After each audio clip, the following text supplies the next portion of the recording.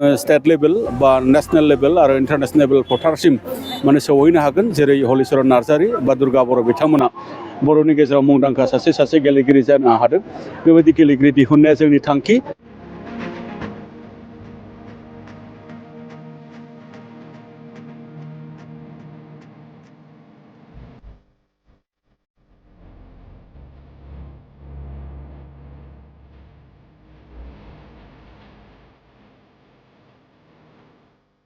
आफादा फोर्थ माने under 13 football tournament बड'फा गोजोनथायारि सोलायनाय मावथांखिनि बे मोनसे हाबाफारि बेखौ माने खुंदों दिनै जोबथा सान आरो बे माने टुर्नामेन्टआव दिनै जाहारबारि आनसलिक आरो बनगाव आनसलिकनि मोननै हान्जानि गेजेराव बादायलायनाया बे माने सोलिगासिनो दङ। थारैनो बे हाबाफारियाव बाहागो लानो मोननानै आं जोबोद गोजोनग्लायनाय मोनदों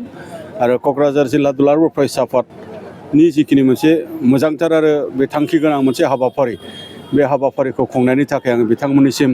आङो रोजा रोजा साबायखर बावदों आरो बे हाबाफारिखौ थुलुंगा होनो आरो बे हाबाफारिखौ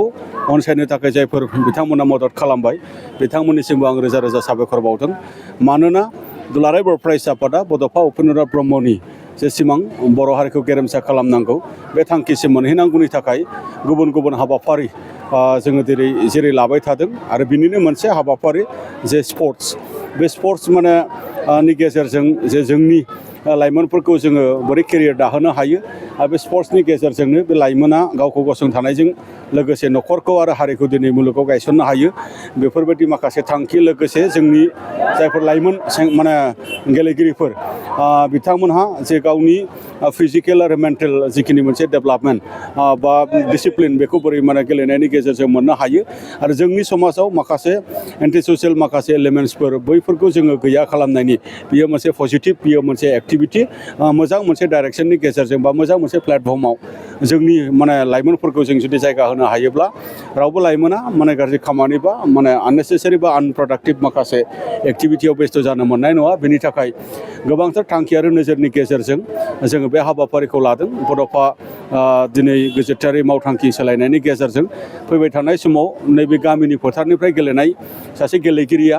मा होनदों स्टेट लेभेल बा नेशनेल लेभेल आरो इन्टारनेशनेल लेभेल फोथारसिम माने सौहैनो हागोन जेरै हलिचरन नार्जारी बा दुर्गा बर' बिथांमोना बर'नि गेजेराव मुंदांखा सासे गेलेगिरि जानो हादों बेबायदि गेलेगिरि दिहुननाया जोंनि थांखि आरो बेबायदि गेलेनायनि गेजेरजों जोंनि बर' हारिखौ गेरेमसा खालामनायनि हाबाफारि जायखौ जोङो लाबाय थादों बेखौ जों मोगथां मोननो हागोन होननानै मिजिंथियो। गोजोन्थों। मोनसे फोसावथाय नोंथांमोननि ओनसोलाव सोरबाफोर ड्राग्स एबा फेग्रा मुवाजों नाख्रेबजानानै थानाय सुबुं दं नामा?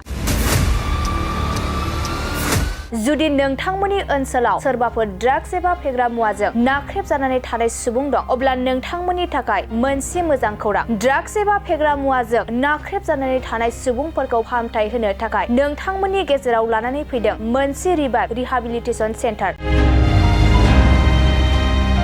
जुदि नोंथांनि न'खराव आरो नोंथांनि ओनसोलाव सोरबाफोर ड्राग्स एबा फेग्रा मुवाजों नाख्रेबजानानै दं अब्ला नोंथाङा रिभाइभ रिहाबिलिटेसन सेन्टाराव फाहामथाय होफैनो हागोन।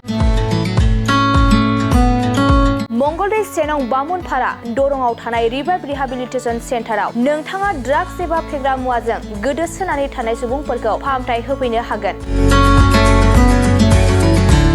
नोंथाङा नोंथांनि ओनसोलनि फेग्रा मुवाजों गोदोनानै थानाय सुबुंफोरखौ बे रिभाइभ रिहाबिलिटेसन सेन्टाराव फाहामथाय होनानै सासे राफोद आरो मोजां सुबुं खालामनो हागोन। गोबां बाथ्रा मिथिबावनो थाखाय नोंथाङा 9859262926 60030092706 नैबे होनाय जानबुं नम्बराव खौरां लानो हागोन।